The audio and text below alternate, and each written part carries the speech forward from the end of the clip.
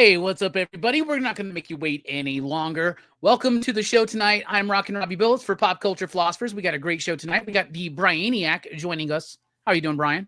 Doing good. Glad to be here. Glad to have you here. Well, we are welcoming back somebody who we've had a conversation before. I've seen him in passing at a few cons. Super cool dude, superstar writer. It's Joshua Williamson. What's up, homie? Hey, man. It's so funny. We were just talking about this. I thought we were live for the last 10 minutes. These guys, we were talking about all kinds of stuff. It was like spoilers and all kinds of shit. And I thought we were live the whole time. So you guys, I'm really sorry. I apologize that we're late. You guys missed like a bunch of really funny stories. Yeah, it was really great stuff. Yes, it was. Yeah. But anyway, all right. Yeah, we could talk about all kinds of stuff. I was just saying, it's like I got DC KO, Superman. We announced Legion in New York. G.I. Joe and Iron Man. Like Iron Man comes out in January. Yeah, I got my Iron Man right here. I got a ton of Iron Man toys in my house, but this is my favorite one. Nice. All right. Well, before the first thing I want to ask you is about this, right? This Batman Deadpool came out this week. Super awesome book. I want to know, what is the process for three superstar writers getting together to write a 10-page story? What is that? Like what? it really is. It really is a how many writers to take a screw on a light bulb kind of thing. It took us a really long time to actually do that. Probably way longer than it should have been because we're all so busy all the time. With that one, I mean, it was kind of like we used to do. It was actually really interesting because it's like, all three of us used to work really tight together. Now we're all really busy, with stuff. And like I work with Scott at DCKO. James is over here, taking over Creator on Comics and stuff. But we, I mean, dude, it was mostly a phone call. Like you get us on a phone call, and then all three of us were on a call. We just talked through it. We all had different ideas for what we wanted to do. And at the time when we started working on it, I wasn't doing Iron Man, and so I was looking at like, when am I ever getting an opportunity to write anything for Marvel ever again? I don't know. I don't know what the future holds. And so we were just talking through a bunch of different ideas. I had different ideas. They didn't. We all kind of knew we wanted to do something that wasn't. We knew Grant was going to be Grant, right? And we knew it was going to be a bit more of like a meta thing. So we're like, all right, let's not. It's like the most Grant has been in a long time. It is. Page. I was it was granted. Reading that when I got to read it for the first time, I was smiling the whole time. I was really happy because it was just awesome to see Grant be Grant like that again. But for us, we knew we didn't want it to be, because it's funny, our impulses are like, it's 10 pages. Oh my God, we're gonna have every single fucking character in here, right? Like 2-page spread, 52 DC characters versus 52 Marvel characters. Let's do this. Like that's our impulse. Yeah. We're like, wait, slow down. What if we did a story that was smaller, but we know there's a bigger story going on around it? Like let's do a more intimate, these two characters meet while crazy shit's happening, right? So because at one point we were like, oh man, it's gonna be, because Scott loves Ghost Rider, so he was like, oh man, it's Ghost Rider fighting Swamp Thing, and we're like all this stuff, and I was like, oh man, what if this happened? But then we're like, wait, let's bring it down and let's make it about Constantine and Doctor Strange, like somebody. And one of the things was we kept talking about like, what haven't we seen before, and that was so we kept having these conversations about that. And James loves magic, obviously from Justice League Dark. And we all love horror, so that's the thing. All three of us love horror, and we love horror comics. So we started looking at like that, and then it was like, oh, let's do something about the differences in horror between these two worlds and how they approach horror a little differently. And even that was interesting because we sort of had this like debate back and forth. And so logistically speaking, it all started with this one phone call, and then we just sort of talked through it. And then I wrote kind of the framework for it, like the overall framework for the whole thing, sort of how we would shape it. And then me and James kind of went back and forth on a little bit, talked to Scott about it a bit. Scott wrote some stuff. So we just kind of went back and forth, and then eventually you just sort of start. I mean, it's this thing of like, it's so funny. It's like handing it back and forth to each other, and then you kind of end up like hand it to somebody, and then you like wait a week. And it's like, back in the day, you go, because I'm actually a fairly fast writer. That's how I'm able to get as much done as I am. And also there's a difference. I always tell people there's a difference between typing and writing. It's like I could probably type up a script in like a day or two, but writing the script takes a bit of time. But so with this, it was just handing it back and forth to each other until we got it, and then we gave it to Hayden. Hayden knocked it out of the park, did amazing work on it. And did you know Hayden was the artist when you were working on it?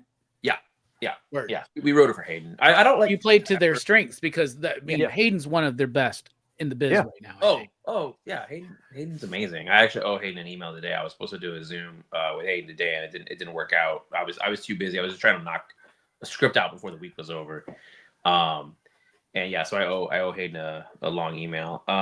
Yeah, I actually reread that one after I finished it because I just stared at the art so much. I think I was missing some of the dialogue. For sure. So I just went back and then read it and it was like, okay, now I can take this in. I was glad we got to do something that kind of was like a showcase a little bit for Hayden. You know, like I think that's, and again, so yeah, we 100% wrote it for Hayden. I never want to write a comic about who's drawing it, and I can't. Yeah. You know, like I need to know. Like Hayden did. Like when I found out, I was working on the overall idea for Lex versus the Demon. And Hayden and I knew who was going to draw it. Like when I started thinking about Lex versus the Demon, I kind of knew the thing of it. Like I knew the thing, like I knew the gimmick of the issue. But I didn't have it. And then once I learned Hayden was drawing it, then I was like, oh, I know how. I posted a preview page of it. I think because that comes out relatively soon. I guess it comes out in the middle of, or I guess like fourth week of fourth week. Yeah, so fourth week. I guess it comes out the week of Christmas. Now I'm thinking about this, but nice. Yeah, it's like it opens with Lex in hell, so that's a whole thing. But nice. Once I knew Hayden was drawing it, I was like, oh, okay, I know this issue now. Like I know how it's gonna look. I know how it's gonna work. You know, I knew that page 1 is like it's Lex in hell getting tortured by demons because it ties back to Underworld Unleashed. So it was like, oh, I'm gonna do a thing that connects back to Underworld Unleashed, and because I love Underworld Unleashed, so I'm gonna go back to that. I love your love of 90s DC, man. Like I'm right there with you, bro. Dude, everything always comes back to that.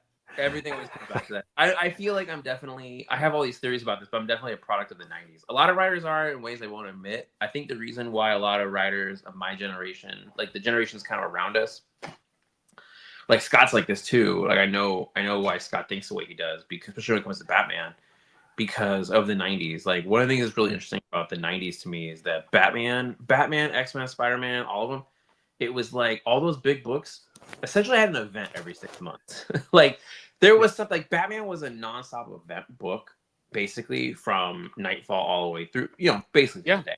It was like Nightfall into like Contagion, Cataclysm, No Man's Land. It was just like you had it backwards. It was Cataclysm, then Contagion. No, you're right. It was Contagion. It was Cataclysm, right? Because it was the earthquake. No, the earthquake happened second. It was the disease, then it was the earthquake. Yeah. Right.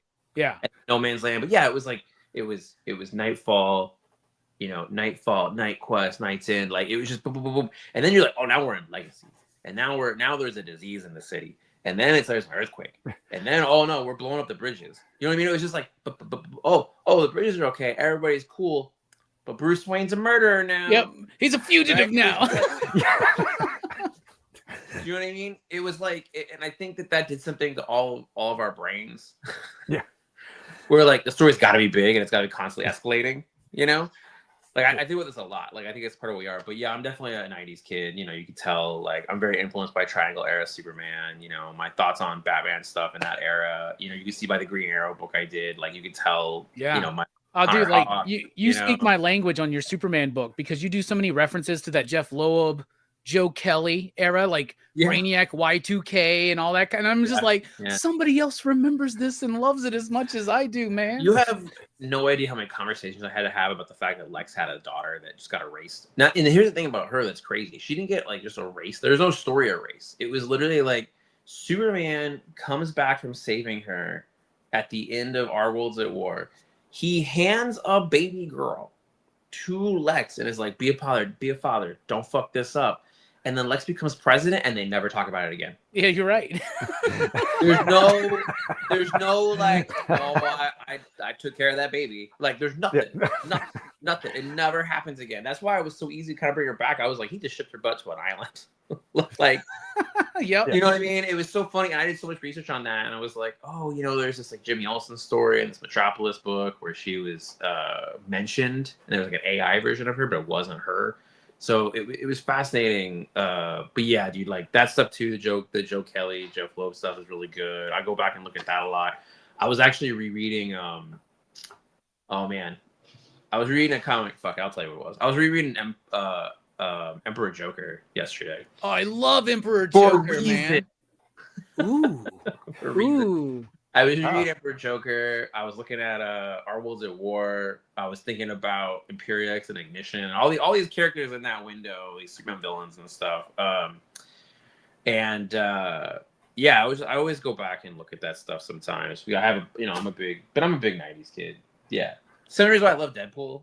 Even though Deadpool technically is like a late 80s. I guess it's early 90s, but he really kind of came into his own in the 90s though, right? Yeah, yeah. Like I remember people liking him, like Rob Liefeld, of course, created him, and then Fabian Nicieza kind of had his stamp on him and all that stuff. But I remember people really getting into him. It was the Joe Kelly, Christopher Priest stuff, right? You get Joe Kelly and Joe Mad coming in. Well, first was Joe Mad, and then it was Ian Churchill, did the art on it. Those two. Then Ed McGuinness came in. Oh my goodness. Yeah, that book's real good though. That's a real. It's a real good book. Yeah, I like that era a lot. I have a Deadpool poster in my office, and I got all kinds of. I like a Deadpool section over here. I like Deadpool a bunch. I actually feel like the nerd in me, like again, talking about being a '90s nerd, the '90s nerd in me. That I feel vindication, I guess is the way to put it, because when I remember being in like the late 90s when I was working at a comic book store. I told you before, I worked at a comic store all through high school, all through college. I worked at like 2 different stores, and I remember people ripping at Deadpool or making fun of Deadpool or making fun of the 90s and stuff, but making fun of Deadpool because he kind of represented the 90s in a way, so people were making fun of him a little bit and kind of shitting on him, and I'm like. Now the fact that like my mother-in-law, like my kid's grandma knows who Deadpool is, you know what I mean? Yeah. Deadpool is running around Disneyland. They have, I shit you not, I'm not sure if you know this, but right now for the holidays, they're selling chimichangas at Disneyland because of Deadpool. Oh my goodness. Of course they are. That's perfect. Right? Like Deadpool is one of the most popular at Disneyland. That's probably a $35 chimichanga, man. But all right, so I know that you're into the 90s. But you were just on Omar's show last week, right? Our friend Omar, Near Mint Condition. Was that last week? Oh my, yeah. I think it was last week. I watched it this week, and my favorite bit of that was when you both decided I'm going to speak up for Avengers: The Crossing. Because I was there for Avengers: The Crossing. I loved that shit. For some reason, teenage Tony Stark, like, I don't know. I loved it. I thought it was so cool. Plus, that era, that's the first time I ever saw Jim Chung artwork, right? Oh, dude, yeah. And the artwork's insane. He's been around for a bit, and I think people don't realize that because he was doing stuff at Marvel before Scion. He was doing stuff at Marvel before Scion, and he's just real good. I can't remember. He didn't do He did Maverick, right? He was an artist on Maverick. He did Maverick, yeah. He did Maverick. I have those. I have all 12 of those fucking issues, man. I love Maverick, right? If you watch that podcast, you know. Yeah, you got it. Yep, there you go. That's not a joke. I keep Maverick close. Yeah, Crossing is funny, dude. So I was telling this story before we started going live about. I'm a big believer in like when you're in the creative process, you gotta treat it like improv. If you're in the room, you gotta say yes, and you gotta kind of like. Because someone's gonna say no, and we all know that at some point something's not gonna work. But I was telling these guys about a game we played one time. But bring it back to the Crossing. So I'm sorry for everyone's watching this. You missed part of the story. But I only told these guys. But that same weekend, that same summit, we were playing these different games of like what's the craziest thing that could happen to these characters' conversations. One of them was what's the craziest thing that can happen to Batman. And we were having this whole conversation. What's the craziest thing that can happen to Batman? This is even the 2019 we're doing death metal. This is before metal came out. So this is back in, we were playing the same game. It was back in 2016. So we're having this game. What's the craziest thing that can happen to Batman? What's the craziest thing that can happen to Batman? And we're throwing ideas around. We're all day long. We go out to dinner. We're throwing ideas around. We're trying to figure it out because we're thinking about metal and how metal was going to end and like what was going on with Batman at the time. So, Scott's there, James there, Tom is there too, Tom King. So we're talking. Spoilers, this is actually how the proposal happened. This was actually, I remember Tom was really quiet, and then the next day him and I were having breakfast together, and he was like, what if I had Batman propose?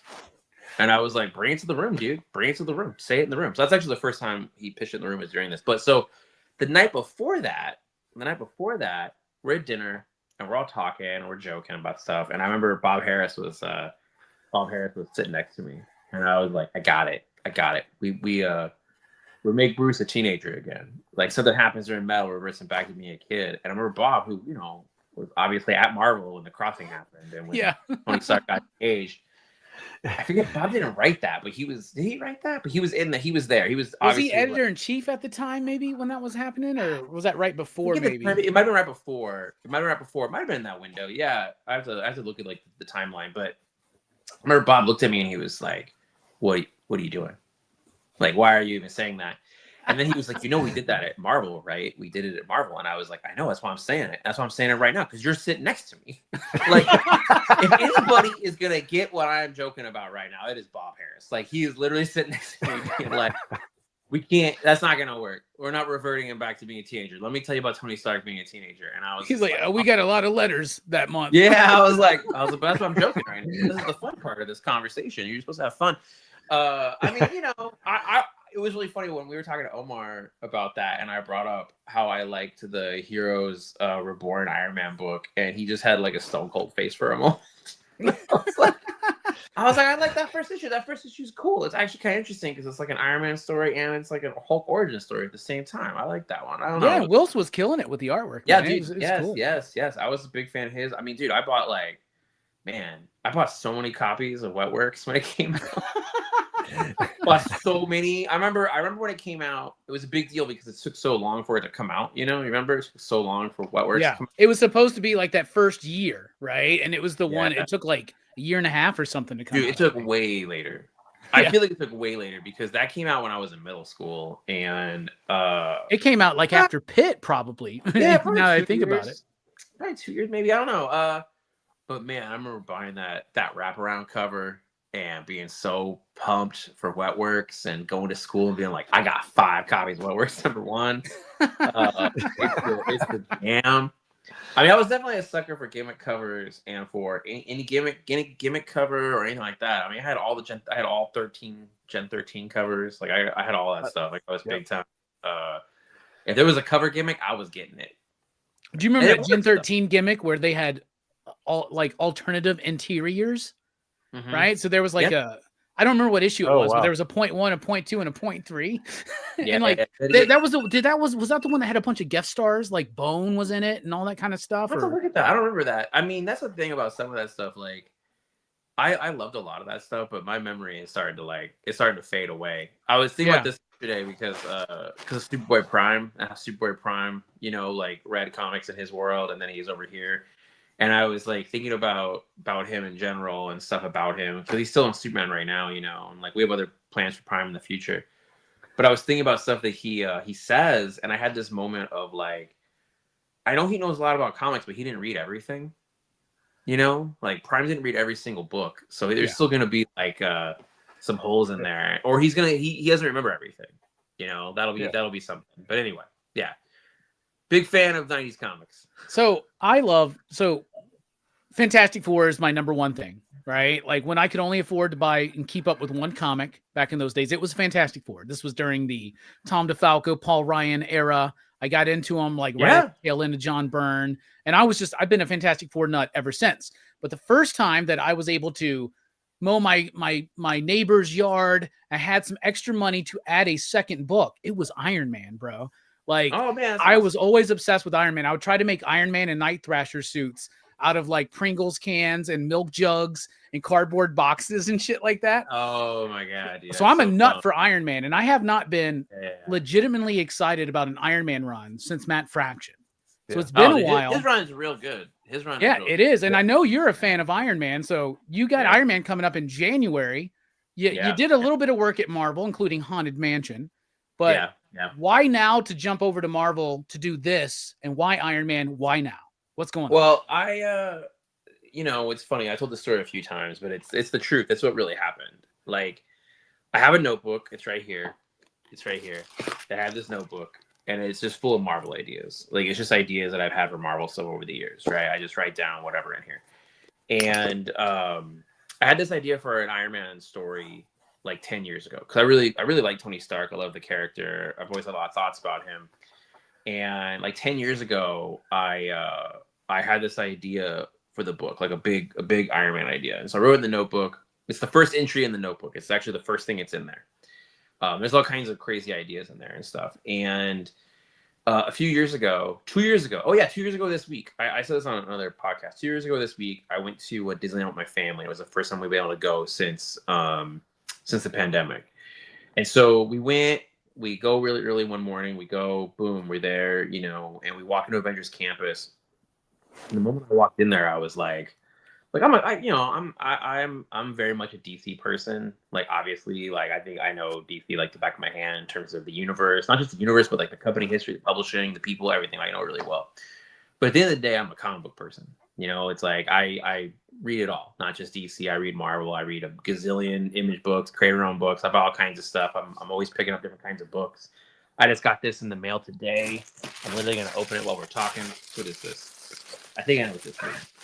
I got something in the mail today. Oh, that looks like an Amazon package. It is an Amazon package. Normally I wouldn't buy from Amazon, but this one was one that I didn't know how I was going to get. Because my comic store never carries books from this, and I didn't know this book existed until this week, actually. What is this? It's this one. Partisans, a TKO book. Oh, cool. Yeah, my shop I haven't seen that one. TKO, so I didn't know it existed. It's Garth Ennis, so I was like, if it's a Garth Ennis book, I'm gonna get it. Yeah, it's about to be that's the new Garth Ennis one, right? Yeah. So anyway, so we're at Disneyland and we're walking through, and I just see Marvel stuff, you know, and I'm hit by the music, I'm hit by the stuff, the experience, and I was like, man, you know, I don't want to live my life with regret, you know, like that's it. I'm you know, and I love these characters too. I love Marvel characters, but it's tricky because of my relationship with DC. You know, exclusive, like all these different things. I got to figure something out. So did a lot of soul searching. But at the same time, it's like, I'm not going to do whatever. Like, it's got to be something that I love, you know? And so I started talking to Marvel, and I was like, I have room in my schedule. I can figure something out. You know, it's like, I made a deal with DC, so I wasn't going to be exclusive anymore. I mean, that kind of began with G.I. Joe and stuff, but I'd be able to maintain the relationship I have with them, keep writing Superman, keep doing the books I was doing, and also continue doing the consulting work that I do for them, right? So it's like working with other creators, working with Scott, helping plan events and plan for the future, right? Like, that stuff's really important to me. I love doing it. I love everything we had planned. I don't want to let go of that. But, you know, I want to see what's out there and see what else is going on. And so I talked to Marvel a bit. We talked some stuff out, but we never could figure something out. A lot of it was just scheduling stuff. And also, again, I was like, I do the right project. And so one day I just got an email from them, and all the subject line said was Iron Man. And in my head, I was like, my first impulse was like, well, who told you guys? Like, who told you I love Iron Man? Like, did somebody say something about this? And they were like, no. We just figured, you know, at my level of creator, like, it needs to be one of the A-list characters, right? It had to be something that they, like, an Avenger, you know what I mean? It had to be somebody that was a higher up. You're not going to do like Cloak and Dagger first thing, you know? Yeah, like, exactly. Yeah, exactly. But you probably would do a great job with Cloak and Dagger. You probably got an idea in that notebook for Cloak and Dagger, right? I like Cloak and Dagger. Yeah, I like Cloak and Dagger. But I remember being a kid and watching that movie Cloak and Dagger, and being like very confused. I was like, this is not like the comic book at all. Imagine going to the theater and watching Avengers, and it's got Sean Connery in it. But you know, so they asked me about Iron Man, and it was funny because I remember that was a really funny exchange, because they were like, can you do a Zoom at some point this week to talk about it? And I was like, yeah, let's do it. And so we go into the Zoom, and I just unloaded on them, you know? And I'm sure they were expecting me to be like, oh, you need a week to think about it, or, oh, maybe this is. I was like, here is the plan. It's like, here's me just like vomiting Iron Man ideas at you. This whole thing I have, this Tony Stark idea I have. You weren't like pouring sweat or anything and like poking them, were you? No, not like what I did. Not like what I did. No, I wasn't that bad. I definitely, it was funny because I was like, all right, guys, we have an option. Either I can tell you how the first issue is, or I can tell you like the overall pitch. And then I was like, you know what? Fuck it. Let's just do the first issue. And I just like told him what was happening in the first issue. I just told him the whole thing. And I was like, I've had this idea for this Iron Man story. So I've had this first issue in my head forever. Like, I was like, I just know it. And so I was able to just spew it at them. And then, and they were like, cool. And then I had to like, and then it became a soul searching thing. It had to be like, do I have the time to actually do this? Can I actually do this? You know? And I spent a lot of time on it, a lot of sleepless nights. I actually went to Disneyland again with my family. You know, it was like all this stuff. And I wasn't really sure. It really took a long time for me to think about it. But I was like, I just don't want to like, I don't know, it's funny, man. Like, sometimes you gotta do something for yourself, you know? And that was what this was. It was like for me, you know, and that's why it's interesting. Like with everything that's going on, it's like this is a project for myself, you know, something I'm doing for me. And I really love Iron Man, I love Tony Stark, and so I want to do something for me that I knew I could have fun with. And they've been really supportive. You know, the people at Marvel, I've been really lucky with my editors. They've been really supportive, and then they team me with Carmen. Carmen's an amazing artist. I've been a fan for a long time, so I was like, oh shit. And she's having fun. You can tell she's having fun with it. No, I think Iron Man has an underappreciated rogues gallery. Are you going to be diving into that? Yeah, for sure. Yeah. I'm going to bring them all because I want to. I'm definitely going to introduce a new villain. I'm not going to go wild and introduce like a bunch of new villains. I have a plan to introduce one new villain, and then after that, it's just his rogues. You know, just go and get them and bring them in. And I like the idea. I think one of the rules I'm going to have in this book is that you're never going to see Tony fight a dude in a business suit. Like, I don't want business suits. I don't want boardroom. I don't want to be about that. I want it to be him versus supervillains, you know? So it's like, we get Blizzard of the first issue. Sweet. You know, where I think I'm going to show that page sometime soon, but it's like. Dude, I remember having my Blizzard action figure from the 90s from the Marvel Action Hour. Loving that action figure, dude. Tony's got a really great rogues gallery that nobody ever seems to like remember. For some reason. You know what it is? I don't know if people just don't use them or something. I don't know what it is, man. I mean, hold on like 2 seconds. I'm going to grab something. Hold on. Okay. Like one of the things, Brian, did you read the Matt Fraction run? Oh, yeah. That's the last one I read too. Like, I love the idea when Matt Fraction kind of came up, it was like all of these villains for Iron Man are kind of like technologically based. Like Blizzard has like a suit and Whirlwind has a suit and Living Laser has and I love that. And kind of did his own take on the Armor Wars. And yeah, I love that. I thought that was. What's the thing? I don't want to always go back to Armor Wars either. That's the whole thing. I'm going to show you some toys. I got this toy this week. Oh heck yeah! Well, let's blow you up to show these toys. It's mock.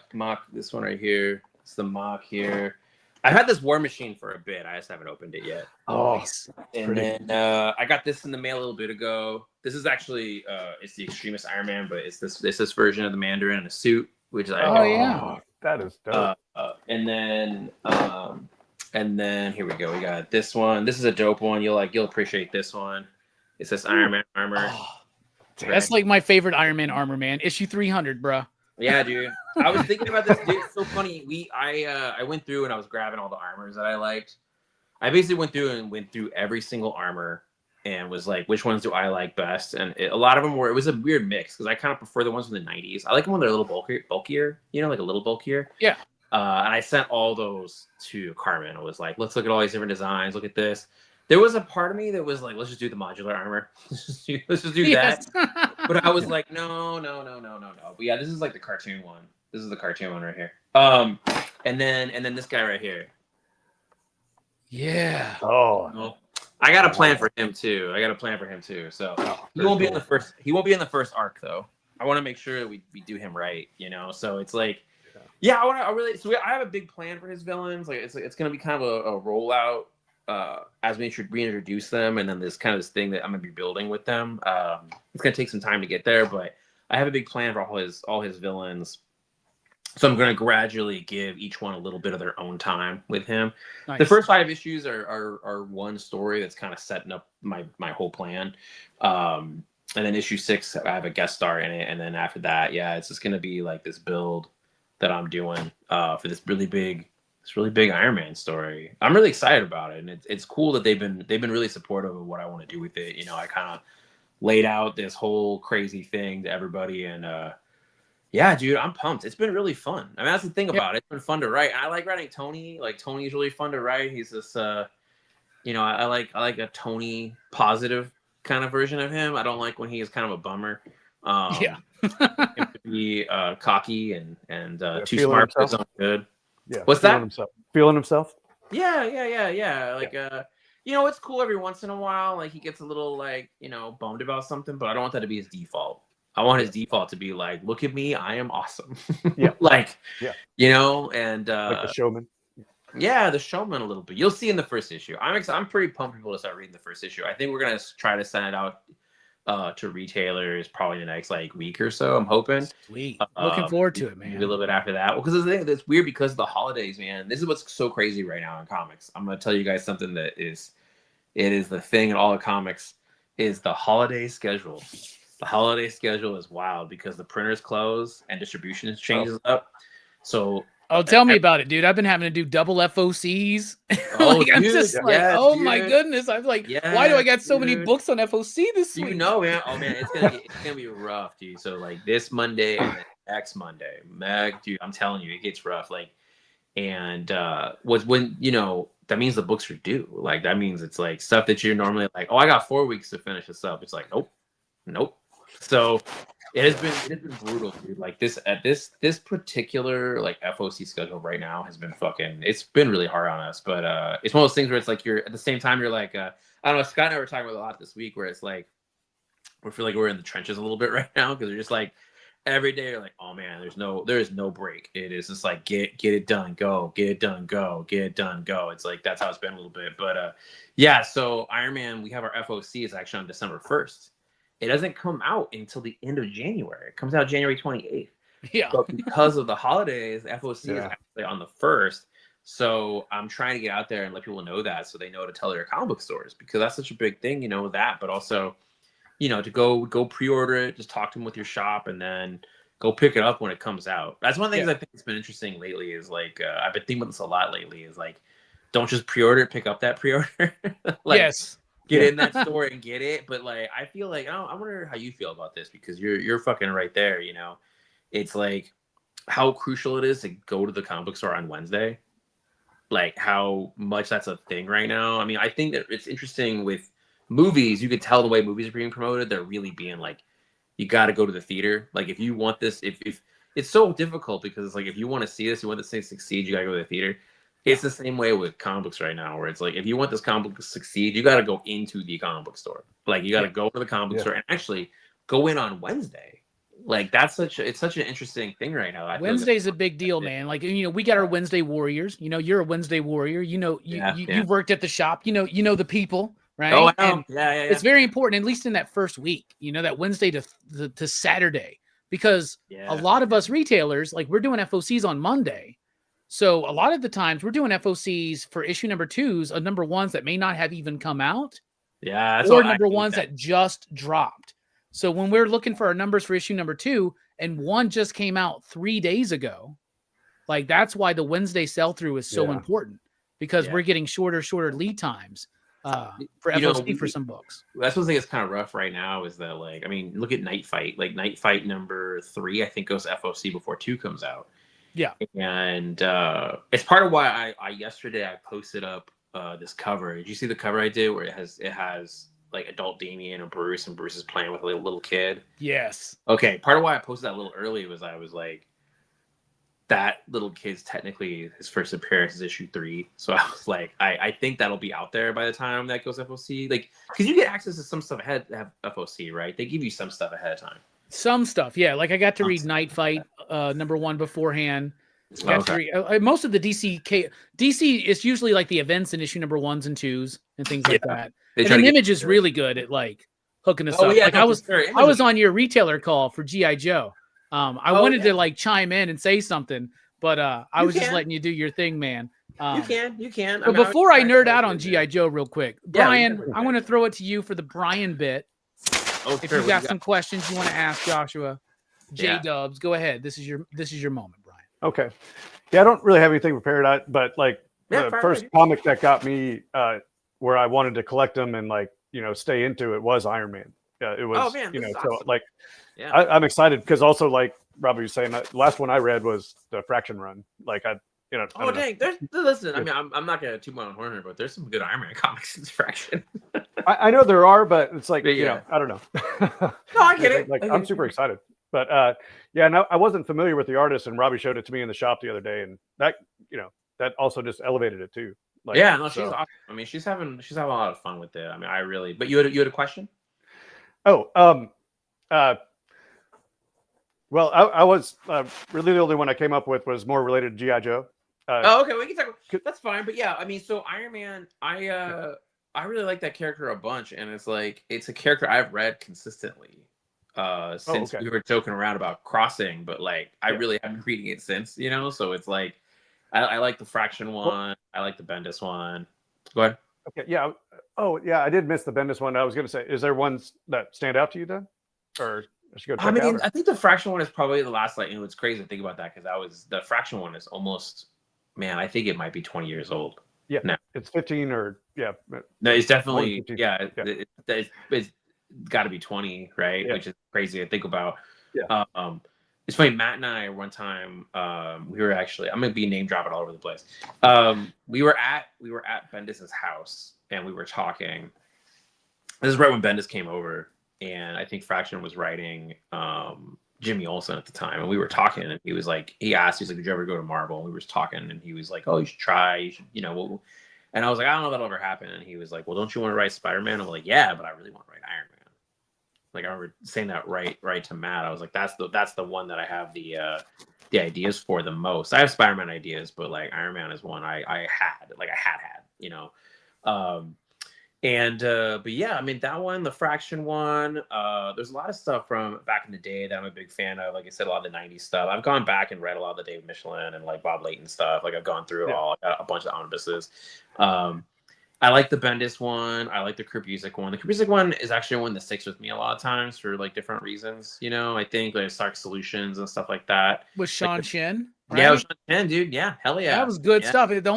He like had some health issues or schedule issues, and so Roger Stern had to come in and like help him in that run or something. But that was so great because he was doing Avengers and Thunderbolts at the same time. Man, that was so good. And Krupusek, when he was fucking on it, he was on it because Thunderbolts is real good. Thunderbolts is a real good comic. It's just like I have every issue of that first run, man. Every single one, dude. I had them and then I sold them back when I sold my collection. But I love Thunderbolts a lot. That's why, like, listen, we did that trailer, we did the promo. And that promo, you can see Fixer on there, and you can see Citizen V on there, and that's why, because you got a big mystery you're building about the new Citizen V, right? Who Citizen V is, and you'll see. Oh, I bet it's Jolt. Jolt, no. Is she even alive? Like, I don't know, but somebody needs to figure out what's going on with Jolt, man, because she was my favorite. I actually don't know. This is what's kind of funny. Like with DC, this has been one of the weirdest parts about coming back to Marvel and doing a Marvel book. It's been one of the biggest, like, scariest challenges. Is that like. My head has been so in DC land for the last 10 years. Like, it is in it. And I know DC really well. Like, I know it. But not just do I know, like, before me, I know what's been going on since me, right? You know what I mean? Like, I've had my hands in the DC universe the last 10 years, like, helping craft it. Like, You're an architect, basically, bro. Yeah. Oh, no, that's definitely the role. And it's like, I mean, I'm always mapping stuff out and figuring all these pieces out and looking at what people are doing in their books and having notes and stuff. But because not just my books, like other people's books, and talking to them about what they're doing and talking editorial and stuff. But like, you look at like the history of the DC universe, it was really weird seeing all the stuff that like I have an imprint on the DC universe. Like, I got one of the catalog, one of the encyclopedias, and going through there and seeing characters I created in there and stuff that's in there that was me. It's real surreal. But like, so at DC, like I know the publishing line really well. I know the plans. I had kind of my hands on things, helping craft stuff for so long. At Marvel, it's like I read the books I liked. I would keep on reading Iron Man. I would pick some stuff here and there. Like, I read Spider-Man pretty consistently. I fall off on a few things here and there. I would say as a universe, I don't know it as well as DC. And so it's been really interesting coming back, and I feel like the new kid in the school kind of vibe. And also it's like when you I'm a big believer of like, you don't just read the greatest hits, you read the continuity. Right? Like, I think that's a mistake people make when they take on a book. They just go, I'm going to read the 5 best stories of all time. It's like, no. You gotta really read it. Go read the ones that nobody wants to read. Like, just go read it, right? Because it's going to give you some perspective on things, and you're going to find some gems in there, right? Like, that's how you got to do it with anything. And so come over to Marvel. It's been interesting to be like, oh man, there's so much I haven't read over the last 10 years, and having to go in and be like, okay, what's going with this? What's going with that?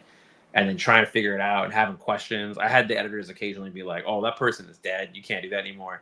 Or that doesn't exist anymore. It's like, I had a whole thing. I had this whole question about something. And then they were like, oh, that doesn't even exist anymore. Like, those characters are gone or whatever. And be like, oh shit, I know that. And having to like go through it. Not because one thing I will say is with the Iron Man book I'm doing is it's not a book that is like, it's definitely about Iron Man. It's about Tony, and it's important to me that it is about those things. But I wanted to live in the Marvel universe. I didn't want to feel like it's something on the outside. I didn't want to feel like it was on a boat in the middle of nowhere. It's a piece of what they're doing. It's a piece of continuity.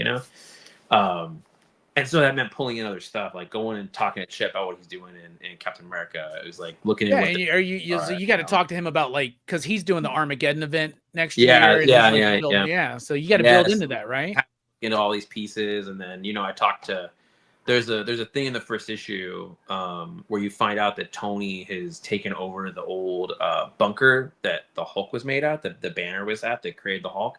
He's taken over it and he turns it into his new workshop. So that's where his new workshop is actually in that bunker. And so he's built it out. Is that the one that him and Rick Jones used to like hide out in? Yeah. The early issues. Yeah, dude, that's awesome. So, talking to Philip and Philip being like, okay, how do I connect that? How do I, because at some point the Hulk would be like, what the fuck are you doing here?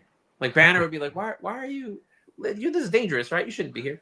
So there's all these like pieces of that. So it's like, talking to Philip and talking to them. And actually I owe Philip a call, but like, just going through and making all these things connect. I wanted it to feel like it was still. That's why Norman Osborn is on the promo too. Like all these different pieces. I want to make it feel like it's all a part of what is actually happening in the Marvel universe right now. And I'm a big believer in being respectful of other creators' work. And so that's one of the things I always approach everything with is like looking at what happened before, what's going on right now, and how do I exist within those spaces without trying to like bulldoze anybody down or being dismissive. That's one of the worst things I find is when somebody comes into a book and is like, yeah, this is all cool and all, but none of that shit happened. Like when Peter David did that to Bruce Jones on Hulk. When he came back? Yeah. And he's like, oh, it was just a dream. Like what? Man, that issue, the last what was Peter David's like last issue on Hulk. It's not his last issue, but was originally where it's like Rick Jones like narrating it or whatever. Yeah. That's a real good last issue. It's real because I have all those omnibuses. I have all of those. Dude, that run is so great. We've had Joe Casey on a bunch in the last few years, right? And I was like, dude, I love your Hulk run. That may be the first stuff I've ever. He's like, dude, that was the worst job. Like to have to follow up Peter David on Hulk. Yeah, his cable is real good though. His cable's great, dude. I love his Deathlock run. That Deathlock book with Leo Mango. Was that part of Marvel? To the M-Tech? Yeah, it's real good. So I was a big Peter David fan when I was a kid. Like he was probably the first writer where I was like, oh shit, I'm getting everything this guy does. Because I remember like I was doing Spider-Man 2099, X Factor, Hulk, and Aquaman at the same time. His Aquaman run, fucking amazing, dude. I love that. I feel like that's my favorite Aquaman, period. Like I know people like what Jeff did, and I know people right now like what Jeremy's doing, but I think that's the time it worked the most. Yeah, I think when he was on it, because he had all the history, all the mythology was there. He had just done Time and Tide. Like he was hitting it, and Jim Calafiore was like drawing the shit out of it, dude. Dude, that book looked amazing. Well, it was him. It was this guy. It was Jim Calafiore. And was the other guy named it wasn't Eric Battle. I'm not sure. Eric Battle was on there eventually, and I know Steve Epting did some. Well, Steve Epting did it when Jurgens came on after Peter David. Yeah. That book was fascinating, dude. Eric Battle was on there for a while. I remember being a kid and being like, not liking Jim or Eric's work, but like I was like, but there's something about it, right? It was like when I first saw Kirby work, and I was like, why does everything look like this, right? And then all of a sudden you start appreciating it. All right, I know we got to let you go soon. Yeah, I could probably hang for a little bit. All right, well, let me nerd out real quick. Yeah, go ahead. Because I can nerd out about Aquaman fucking for another 3 hours.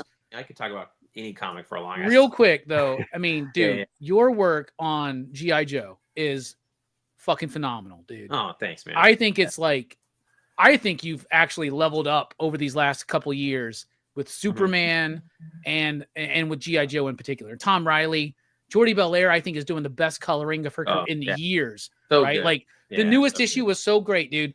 So you're a comic book reader. Yes. You know that to get an audible reaction from somebody reading a comic book is kind of a big deal, right? Yeah. It happened to me twice this week. One, when I'm reading Batman Deadpool, it's the Grant story with Dan, where Deadpool's like, Batman, you got plot armor. And he's like, let's test this out. And he gets all those arrows in him. And he's like, that did not work out. Like I laughed out loud. But dude, the end of this issue of G.I. Joe, basically when Cobra Commander just goes, pigs? And then what happens? Yeah. That was so perfectly paced, man. I just like out loud went, what? I have a whole thing about like the balance between I'm obsessed with page turns and like reveals and like how to like get because it's so funny because like how do you get the reader to create a question where they feel like to turn the page but you don't give it away, you surprise them on the next page, like that balance of that. Yeah, originally that scene was supposed to be in Cobra Commander #3. Originally, Cobra Commander #3 was gonna have Road Pig be one of the Dreadnoks, and Zorana was gonna be like Pig, like telling him like Pig, you know, do it kind of thing. But she was gonna be like Pig, and then Cobra Commander would be like Pig, and then a splash page would get hit with the hammer. Dude, it's like Texas Chainsaw Massacre. It's like the first time Leatherface opens that door, right? And like, dude, I think about that a lot. That sound when he closes the door, Texas Chainsaw Massacre, is so fucking brutal. So it's like I wanted to capture that vibe with this, and then when we decided not to do it then because it was like, oh, we were kind of wasting it, and it was too much going on already in that issue, and we were gonna end it differently. I was like, okay, cool, let's do something different. And we decided to I know it might have been the end of issue 2. I think it was the end of issue 2. So, but anyway, we were like, oh, we're gonna move some stuff around, and I held on to that one until here, and I was like, I mean, dude, Tom just killed it though. I mean, that's the thing. Like Tom made that like you feel it. Like the fact that Cobra Commander is alive is shocking. Like in the next issue, in the next issue, he's again the continue to take some massacre stuff. Like he's just strung up in the attic, like hanging and stuff, and he's fucked up. I mean, he is just fucked up. But dude, the next couple issues of G.I. Joe, it gets really crazy. Like I feel like the next issue it's nuts, but it kind of calms down a little bit because I felt like the first one was all set up. This one with a little bit of action. This one is like wall-to-wall action. It's like bonkers shit, right? With the Duke and Cobra Commander jumping from car to car and all that.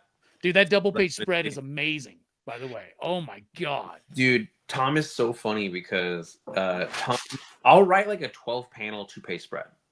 I'm like, okay, it's gonna be 12 panels, and then it'll come back with like 20 panels. I'm like, he's just like, I'm going for it. But yeah, he killed it in that one. He really did an amazing job. And but the next issue still has a lot of cool action sequences in it.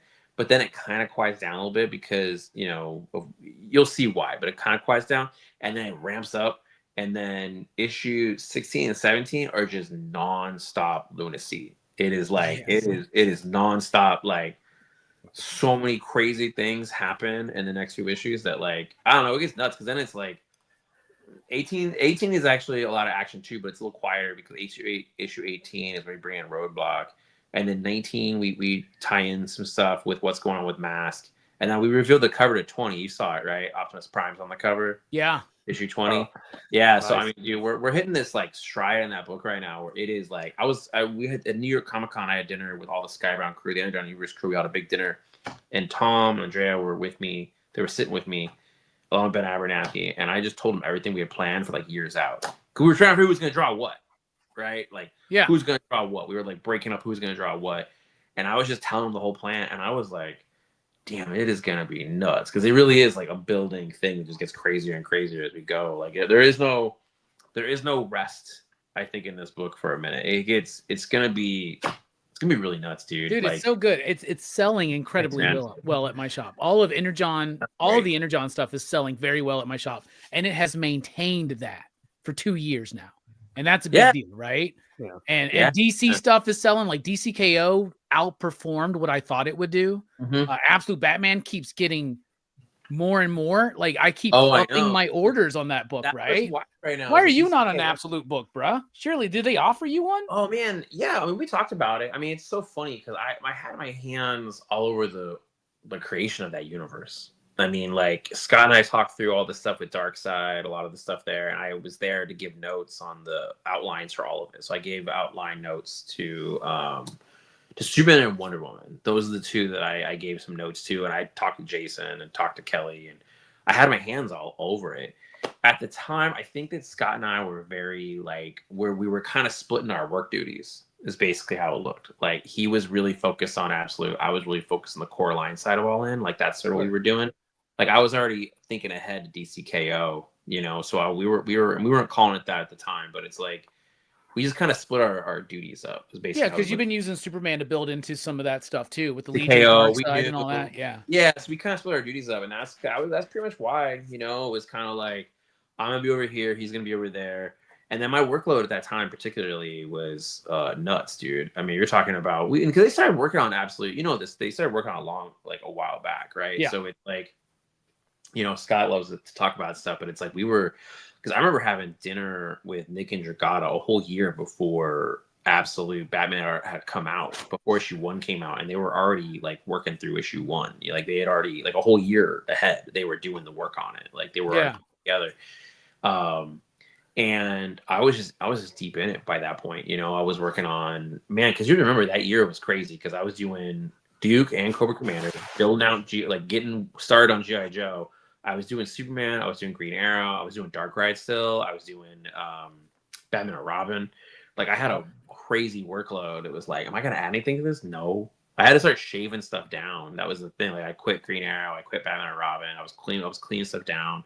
You know, Duke and Cobra Commander became G.I. Joe, so that kind of, and then it was just G.I. Joe, and I was able to kind of streamline my workload. Right now, it's a little heavy, but what's been really awesome right now is I have no writer's block right now. Like I'm a little bit, like everything's just flowing. You know, it's like I'm still doing Superman, I'm doing Night Fight. Actually, I finished writing Night Fight today, so it's like I'm just doing, you know, all this stuff. But it's like I have a couple other things for DC that haven't announced yet. But we just announced Legion of Superheroes at New York.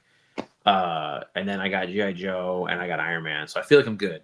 Good. Do we know an artist on the Legion book? Yeah. No, we haven't announced it yet. Okay. But you know it. You know the artist. Yeah.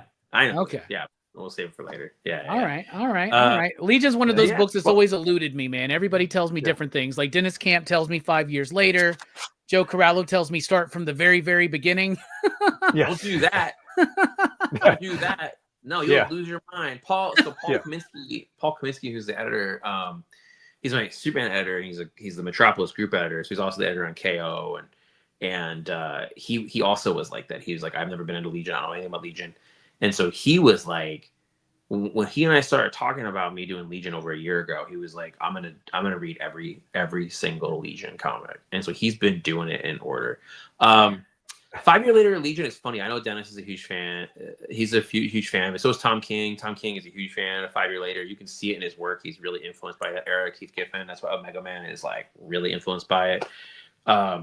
My favorite is probably the 0 Hour Legion, which is the 90s Legion. Like that's the one that was mine. That's the one I was reading it before that. Is that the pre-Wade stuff? That is the Wade stuff. Oh, it is the Wade stuff. Okay, cool. It's Wade, Tom Peyer. Tom Peyer, man, his Hour Man, I love his Hour. Oh, dude, Iron Man book was real good too. Yeah, that book was real good. Dude, I fucking love that version of. I love DC 1 million. It's probably my favorite event of all time. Oh, is it really? Yeah, I love that fucking shit. You know me. I reference 1 million. You'll see. You're gonna see a 1 million reference pretty soon. Heck yeah, dude! A pretty heavy DC 1 million reference pretty soon here. Yeah, we definitely have some plans for the future stuff. Obviously, with everything that's going on, you'll see some cool shit. I was a big fan of 1 million. I love that one. I was looking through it the other day for something. What was I looking for it for? Because I have that omnibus over here. I was looking at for something. But yeah, with Legion, there was 0 Hour Legion. It was right after that moment. They did a crossover between a book called Legionnaires, which was really a complicated concept of what was going on in that book, and 5 years later Legion. They had this crossover, and then they just basically were like, all of this is erased, and then here's the Hour Legion, and it was kind of like they basically rebooted it. They like hardcore rebooted it to day one, like day one Legion stuff. And so I was able to pick it up there, and that's why I think that one's a little more mine in a way. I was talking about like, if you can give a reader the feeling of ownership over something, like you feel like they own it, like that's something I think it's a cool thing to do with comic book readers. It's why people sometimes the one they like best is the one they read first, because it's the one they feel, or the one that was made for them, where they got to begin at the beginning of a story. You know? Yeah. I think they claim ownership of it, but that's probably my favorite. I talk to Mark Waid about this all the time. It's the reasons why I mean, Mark is great, you know, but I talk to him about that particular thing, and he's a hardcore, obviously, Legion fan, knows everything about Legion. So it's fun. I'll text him Legion ideas, and I'm always, you know, like, I have an idea for this character, or this character, or this, or this, or this. And I think our plans for that book are pretty nuts, dude. I'm very excited about it, but I said this in New York. It's like, it's probably the hardest thing I've ever taken on at DC. And that's part of why, because the fandom for Legion is very, how do I put this? Passionate. They're very passionate, and so they know what they want, they know what they like. But because there's so many different versions of it, they're people have their favorites. But then you also get people who have never cared about Legion before, ever, who've never cared about it. So my job is to try to find a way to keep everybody happy and then bring people in. But at the same time, at the end of the day, I got to be a book that I like. Like if I don't like it, that's a whole other thing. But the one that really started making me like care about the Legion was when Jeff Johns was doing it with Gary Frank. Oh yeah. Right. Like a little bit post Infinite Crisis, I believe. I got that, it's right here. This is that absolute that's there in there. Yeah. Oh, nice. Really great. Yeah, that was when Jeff was doing it after Infinite Crisis. It was him and Busick were on it. Like, but he was doing. Dude. They did that up and away story. Like, dude, that was I love that's a great era. In fact, I got so excited with the announcement of the new Krypton omnibus. I was finally. I was like, I love that because that one is funny because all the Krypton stuff, because Jeff ends up leaving. He ends up leaving in them. Like he ends up leaving like around the third act starting up, and then it becomes it's Rucka, Sterling, and James Robinson were doing it. Yeah. And Jeff was obviously involved, but Jeff was so busy at that time. Like he was doing. He started doing the movie stuff right around that time. Yeah, well, he became CCO. So he was so busy. But I like that stuff a lot. But it's funny, like how it is. Like sometimes when things are older, getting the right collected version of it, or even if you're just what I mean, like just trying to get all of it, sometimes can be tough, and you're like you'll miss something, especially when you're talking about books that are crossing over, and there's one shots, and then there's this and this, and then there's like, and then here's the New World of Krypton miniseries, and you're like, wait, what? Like, you know what I mean? Like, it gets difficult to realize stuff. But yeah, I'm pumped about that one to come out, just so I can. I'm curious to see how they map it. Is what I'm really curious to see that, like how they map it in the collection, and they got to do a second one, right? Omar asked me about that, where he was asking me about the Flash omnibus, and I was like, oh yeah, like we made sure that the last one, the volume 3 of my Flash omnibus is in order, because I remember somebody at TC was like, do you want speed metal in this? And I'm like, hell yeah, yes, that's the end, that's the real end. And actually then I was like, well, actually technically the last Flash scene I wrote was in the Infinite Frontier Zero special, because part of the thing is funny is the end of speed metal, I made sure that all of the characters are back. So Wally's kids are back, Max is back, Bart's back, Jay's wife's back, Joan is there. Everybody's there. Everybody's cool. And then Barry says to Wally, it's your turn to run. Like your turn to be Flash, right? Yeah. But that led into the Jeremy run, right? Yeah, but I was like, I got to make sure this is clean. Like, I don't think people get it. So in Infinite Frontier Zero, I wrote the scene where Barry's like, I'm going to go in the multiverse and explore for a while. You're going to be the Flash now. Just to be super clear, that's what was happening. So when Jeremy picked up that ball and ran with it, he would have that ball and he could do that. And so when I was talking to DC about the omnibus, I was like, oh, well, technically, that's the end. That's the end. Is Barry being like, I'm out. I'm not Flash anymore. It's you now. Wally, you're Flash now. And that's what I wanted to make sure my run ended with that. Like, that was the important thing to me. So the omnibus, they were actually, they're going to take those pages out of Infinite Frontier Zero, and that's how the omnibus is going to end. Oh, nice. So if somebody reads it all, they actually get that ending as the ending, which I'm really excited about. I'm glad that's like, if somebody decides to read my whole Flash run in order, they actually do get to read even the last scene. It wasn't the last issue of Flash I wrote, but it's the end of that omnibus is the last scene I wrote. That was what I wanted the ending to be. It's one of the biggest complaints I get as a retailer and as a commentator on comics is no extended long runs anymore. Dude, you got 3 omnibuses worth of Flash stories. That's and I've been I figured this out, dude. This is a crazy Superman thing. And then we can talk about Iron Man some more.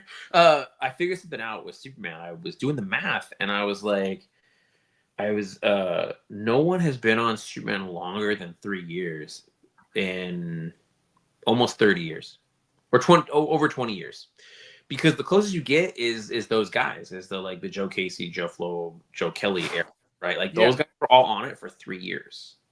They were all on it for 3 years. I think Joe Kelly might have been 4, right? But because of that time, there's like holes in it. Like they weren't writing it straight through. They have a filler here and there, maybe an art was written by somebody else. And also, they were dealing with so many crossovers too. There was so much going on. But nobody's been on it. Like Philip was on Action for 2 years and 10 months. Like I was a long run on that, man. Yeah, long run. So I went through and I was writing. I literally went through every single book. I was like, okay, who? And then I was like, Tomasi was he was on it for a little over 2 years because it was double ship. He almost got to 50 issues, but he didn't. He did not get to 50 issues. So I was like, I think they pulled him off around 44. So he was literally on it for like 2 there, but they needed the story before it. And so I was going through and I was just writing all this stuff down. And then I realized, I was like, oh shit, starting in January, that will be me. Like you know what I mean? I'll be 3-year mark, and I'm not anywhere near done. So I was like, oh, okay, so I'm gonna surpass that. So I'll have like a nice fat Superman omnibus at some point. Not that really matters in the longer scheme of things, but it's always interesting to me. But to me, it's like I still have so many more Superman stories I want to tell. That's what really matters to me. Like I just have these Superman stories I want to tell, and like the ones that we have planned for a while out, I'm really excited about. Like I think it's stuff that people will be. It's things I've never seen people do in Superman before. So I'm like, we're gonna have some crazy stuff next year that we're gonna plan. We have plans for. We're probably gonna announce in a few weeks. I wonder if it'll surprise people or not. Like if you know me, you're gonna be like, oh, that makes sense. I tell you, like you guys, when you guys see it, when we announce it in a few weeks, you're gonna be like, I think we'll announce it in like 4 weeks. You're gonna be like, oh, that totally makes sense. You're gonna know. You're gonna think of me and know my sensibilities, and you're like, oh yeah, that 100% makes sense. That's what they're doing. But yeah, man, you know, I'm excited about comics right now. I feel like it's a good time, dude. I feel like things are pumped. There's really good energy. Somebody asked me a question a couple days ago. It was one of those end of the year things, and there's like, what's the thing that you're most excited about this year? What was the thing? And it was like, you know, I was going through, and there you can say anything. You'd be like a book you liked, or a thing you liked, or a convention you went to, whatever. And I was just thinking about how I feel like the vibe right now has been really good.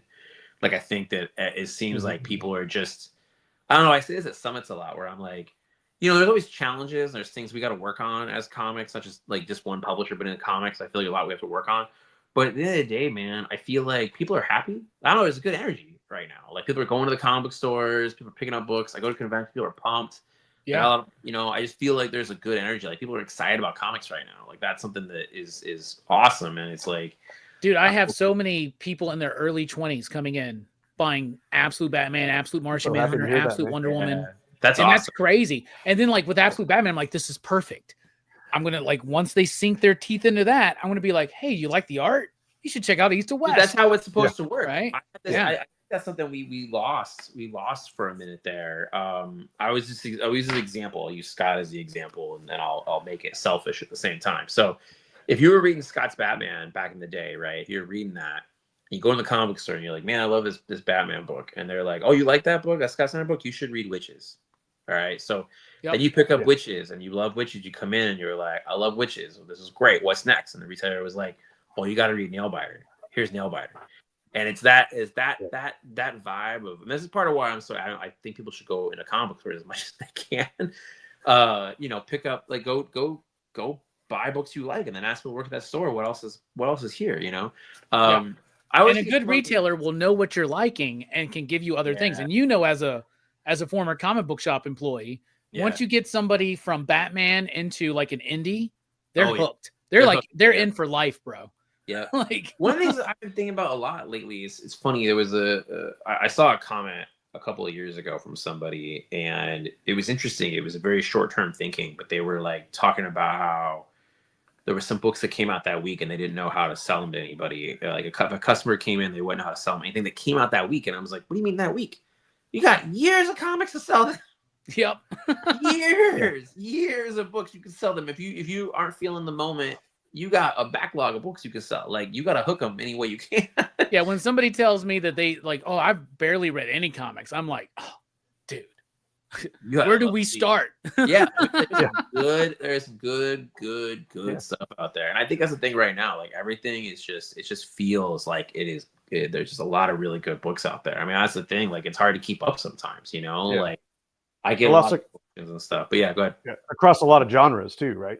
You know, I mean, like horror's huge, you know, and horror is one of those ones. I think it's like horror comics and superhero books are the two that I think are never gonna go away. Like they never struggle. Like some of the ones I think here and there, but those are the two that like I think are never gonna go anywhere else. But and that's the thing. I'm gonna bring it back to Iron Man.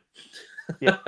With Iron Man, you know, I do have some ideas on how to put some horror into Iron Man. But I mean, right now my goal is to just tell the best Iron Man book I can. Just have fun with it. Like just tell a really cool fucking Tony Stark is our tagline for the book has been that Tony Stark is the most dangerous weapon in the Marvel universe. And I want to show that and show why people can see him and be like, yes, he's a hero. He does all these great things, but he's also caused some problems.